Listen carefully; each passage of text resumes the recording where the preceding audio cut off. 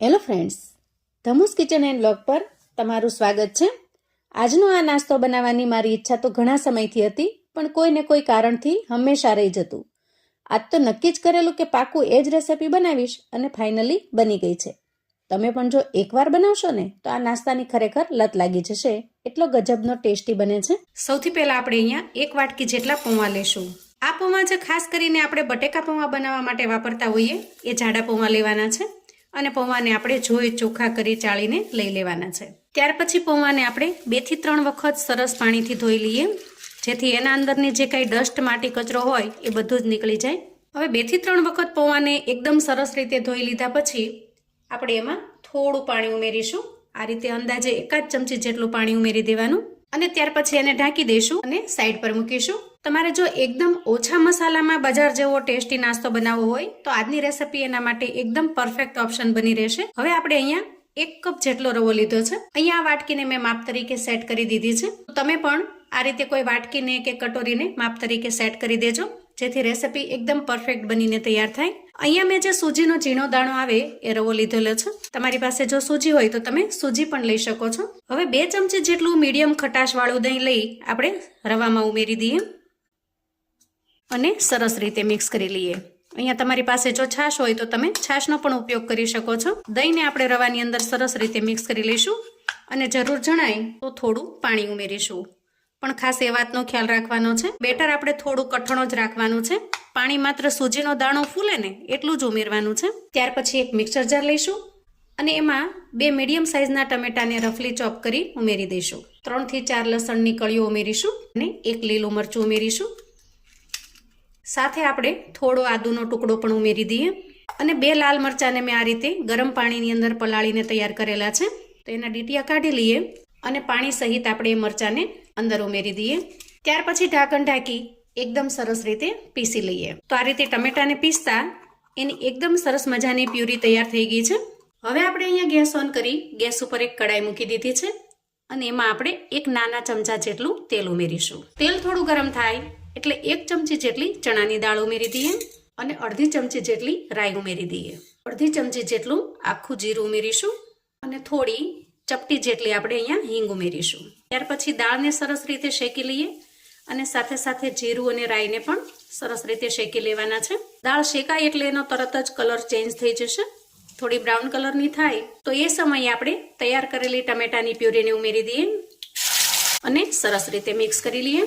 ત્યાર પછી કરીશું એમાં થોડા રૂટીન મસાલા, જેમાં સૌથી પહેલા ઉમેરીશું સ્વાદ પ્રમાણે મીઠું, અડધી ચમચી જેટલો શેકેલા જીરાનો પાવડર ઉમેરીશું અને થોડી અમથી 5 ચમચી કરતાં પણ ઓછી એટલી આપણે હળદર ઉમેરીશું। ત્યાર પછી ઉમેરીશું અડધી ચમચી જેટલી ખાંડ। અહીંયા તમે ખાંડની જગ્યાએ નાની ગાંગડી જેટલો ગોળ પણ લઈ શકો છો। અને હવે આ બધી જ વસ્તુને સરસ રીતે મિક્સ કરી લઈશું।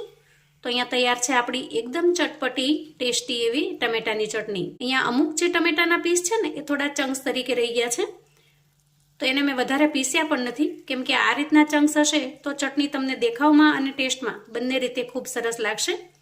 હવે આ ચટણીની અંદર જે ટમેટાનું કાચાપણું છે એ દૂર થાય ત્યાં સુધી આપણે એને સરસ રીતે થવા દઈશું।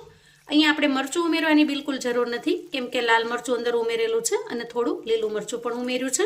તો અંદાજે 1 મિનિટની અંદર જ એના અંદરથી તેલ થોડું થોડું સેપરેટ થવા લાગે છે। ચટણી જો થોડી પાકી ગઈ હશે, ટમેટાનું કાચાપણું દૂર થઈ ગયું હશે, તો એ ચટણી 3 થી 4 દિવસ સુધી સારી રહે છે। કોઈ પણ નાસ્તાની સાથે તમે આ ચટણી એન્જોય કરી શકો છો। સ્ટોર કરીને ફ્રીજમાં રાખશો તો જ્યારે પણ નાસ્તો બનાવો અથવા તો પૂરી, પરાઠા, રોટલી, ભાખરીની સાથે પણ આ ચટણી ખાવાની ખૂબ જ મજા પડે એવી ટેસ્ટી બને છે। હવે અહીંયા આપણી ચટણી એકદમ પરફેક્ટ તૈયાર થઈ ગઈ છે, તો ગેસની ફ્લેમને બંધ કરીશું અને તૈયાર થયેલી ચટણીને એક બાઉલમાં કાઢી લઈશું। હવે આપણે એક મિક્સિંગ બાઉલ લઈશું અને એમાં એક મીડિયમ સાઇઝની ડુંગળી ઉમેરીશું। ડુંગળીને આપણે આ રીતે લચ્છામાં સમારી લેવાની છે। ત્યાર પછી કોબીના એક નાના ટુકડાને પણ આ રીતે મેં ખમણીને તૈયાર કરેલો છે, એને ઉમેરી દઈએ।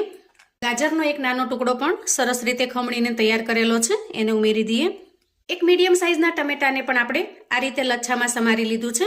તો મોટાભાગના જે વેજીટેબલ્સ છે એને આપણે આ રીતે લાંબી ચીરમાં એટલે કે લચ્છામાં સમારીશું અને ત્યાર પછી લાલ મરચાંને પણ મેં એ જ રીતે સમાર્યું છે। તો અહીંયા આપણે લીધું છે એક લાલ મરચું અને એની સાથે લીલું મરચું। મરચાંની તીખાશ થોડી ઓછી છે એટલે મેં અહીંયા કલર સારો આવે એટલે 2 મરચાં લીધા છે, કેમ કે આપણી આજની જે રેસીપી છે એકદમ સરસ મજાની વેજીટેબલ્સથી ભરપૂર અને કલરફુલ બનવાની છે. હવે આટલા વેજીટેબલ્સ ઉમેર્યા પછી એક મીડિયમ સાઇઝના બટેકાને પણ મેં આ રીતે મોટા લચ્છામાં ખમણીને તૈયાર કર્યું છે. એને ઉમેરી દઈએ. ત્યાર પછી જુઓ, અહીંયા આપણે જે દહીંની અંદર રવો પલાળેલો છે એ પણ સરસ રીતે પલળી ગયો છે અને એનો દાણો પણ સરસ રીતે ફૂલી ગયો છે. તો આ રવાને આપણે તૈયાર કરેલા વેજીટેબલ્સની અંદર ઉમેરીશું અને સાથે સાથે પૌવા પણ એકદમ સરસ રીતે પલળી ગયા છે. અહીંયા તમે જોઈ શકો છો. જુઓ, આ રીતે મેશ કરતાં આરામથી મેશ થઈ જાય એ રીતે પલળીને તૈયાર થયા છે. કેમ કે આપણે એના અંદર થોડું એક્સ્ટ્રા પાણી ઉમેરેલું, જેથી પૌવા છે એ એકદમ સરસ સોફ્ટ તૈયાર થાય છે. તો આ રીતે પલળીને તૈયાર થયેલા પૌવાને પણ આપણે ઉમેરી દેવાના છે અને ઉપરથી થોડી ઝીણી સમારેલી કોથમીર ઉમેરીશું. ત્યાર પછી આપણે આમાં થોડા રૂટીન મસાલા કરી લેવાના, જેમાં સૌથી પહેલાં ઉમેરીશું સ્વાદ પ્રમાણે મીઠું, અડધી ચમચી જેટલો ધાણા પાવડર ઉમેરીશું અને થોડો 5 ચમચી જેટલો લાલ મરચાં પાવડર ઉમેરીશું. હવે આપણે આ મિશ્રણને હાથની મદદથી એકદમ સરસ રીતે મિક્સ કરી લઈશું.